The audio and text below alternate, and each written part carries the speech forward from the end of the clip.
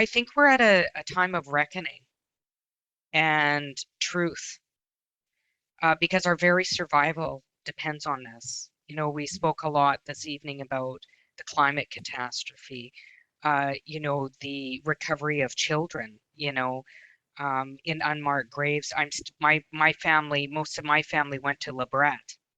I'm waiting for that search to start, and um, I think it's a time of reckoning, a time of truth that is coming uh, forward, where there is no denying. And we're at a point whether we accept that truth and actually take actions to change, or we maintain the status quo.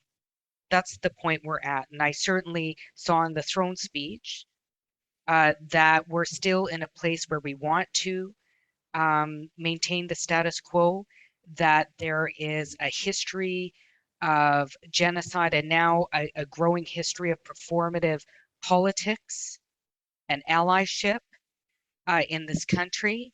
And that needs to change. And if it changes, I think we have hope for survival. Here's the good thing. Okay. Here is the good thing about it.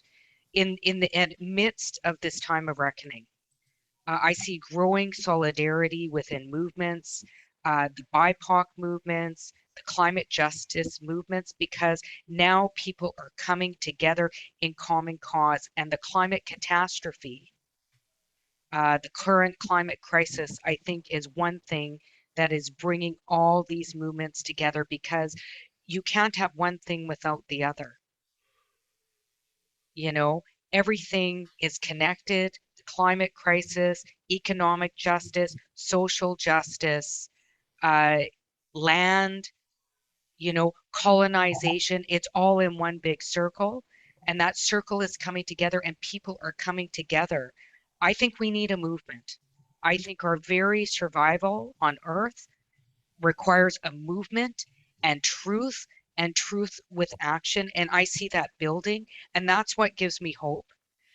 That's what gives me hope to go into the most colonial, racist, vile, misogynistic institution on this land called the House of Commons, to listen to visceral racism every single day, to hear my rights up for debate, silence on the fact that two Indigenous women or Indigenous women in Wet'suwet'en territory had their door taken down with a chainsaw and an axe.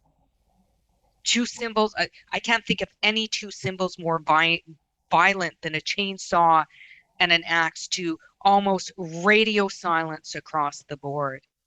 It is a time of reckoning, and it is the movement that is going to make the difference, to push people in positions of power to do what they need to do the right thing, to fight for a better world for all. And that means lifting up human rights for all, uh, taking down privileged situations that result in the death of people. What we saw it during the heat waves in British Columbia.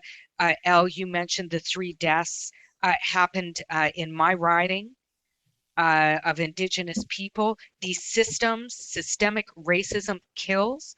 The climate catastrophe is killing individuals. Now is the time to rise in a movement, and I feel people are doing it, and that gives me hope. And I think that is the highlight, is the unity that's building of this time of reckoning.